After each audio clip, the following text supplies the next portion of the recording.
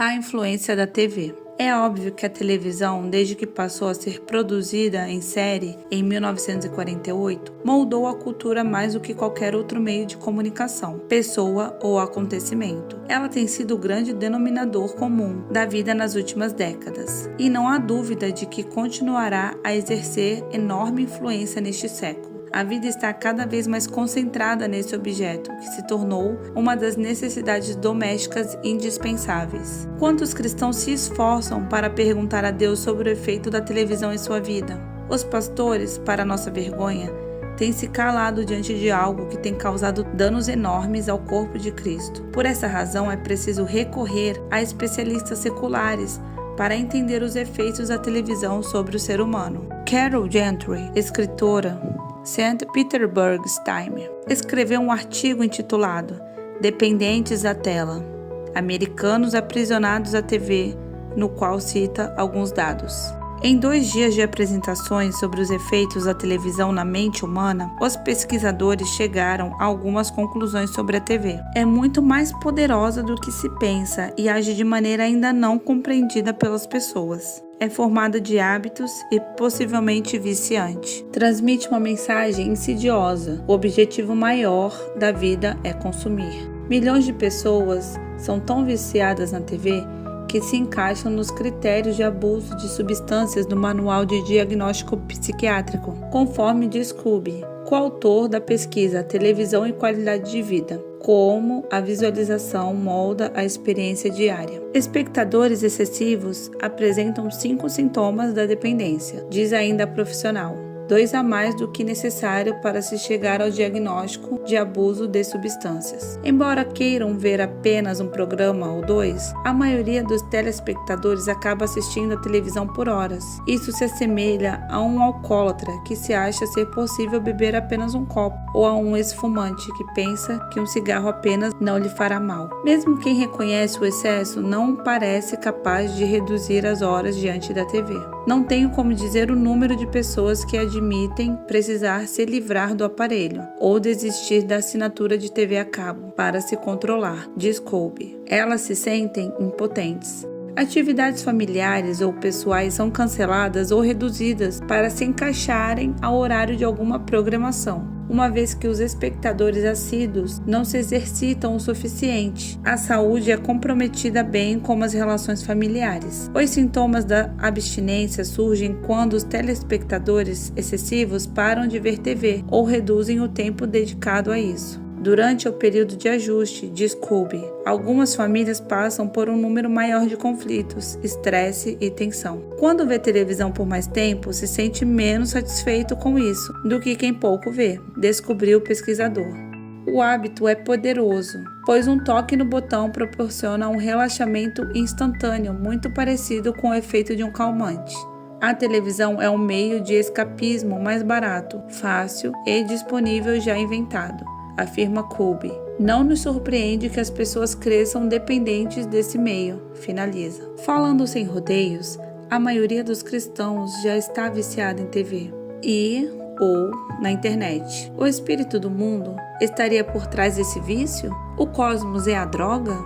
Uma coisa é certa, a televisão impregnou a população com o espírito e a mensagem da Babilônia. As estatísticas indicam, por ano, os telespectadores assistem a mais de 9.000 cenas de sexo, quase todas ilícitas. Que tipo de mensagem é implantada no coração do cristão? Os servos de Deus são expostos a centenas de horas de sexo ilícito, comportamento violento, ganância, crime e histórias que retratam a vida sem o Senhor. Sua mente nascida de novo mergulha em tramas ímpias sob o pretexto de descansar. Somos tão ingênuos para acreditar que a fé, a conduta e o testemunho do cristão saem ilesos disso? As muitas horas de exposição às cenas de comportamento ímpio fazem o cristão perder a capacidade de avaliar o seu próprio pecado. Como um homem que assiste a cenas de adultério todas as noites pode ser acusado de impiedade ao cobiçar uma colega de trabalho. Os padrões e as crenças morais dele estão corroídos pelo que vê e ouve. Quanto mais explícito for o pecado a que se opõe,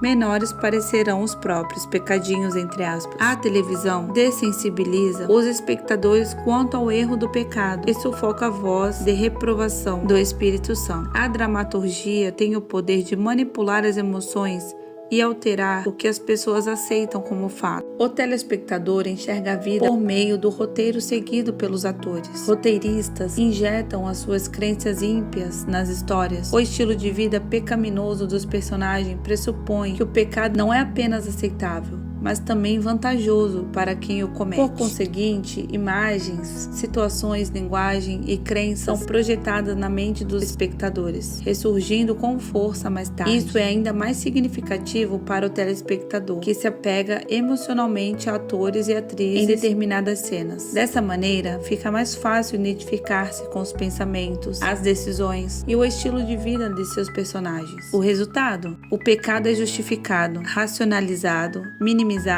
e negligenciado com facilidade. Não há como o cristão assistir à televisão com regularidade e a longo prazo sem sofrer os seus efeitos negativos. A TV atende a todos os apetites da carne. Nela são exibidas sob uma ótica positiva a concupiscência da carne, a concupiscência dos olhos e a soberba da vida. 1 João, capítulo 2, versículo 16. Ela distorce a realidade, conta mentiras e exalta soluções a curto prazo. Os atores e as atrizes personificam a carne vivendo sórdidas fantasias. Somos imunes a mensagens tão perniciosas ou amamos tanto o cosmos que não suportamos silenciar a sua voz em nossa casa, procurando um meio termo. Perdi a esperança de encontrar algum programa ou filme bom e saudável. Buscamos o meio termo em tudo. Talvez ainda haja reprises de séries que não enalteçam o pecado, mas parece que qualquer produção a partir de meados da década de 1960 carrega um forte viés mundano.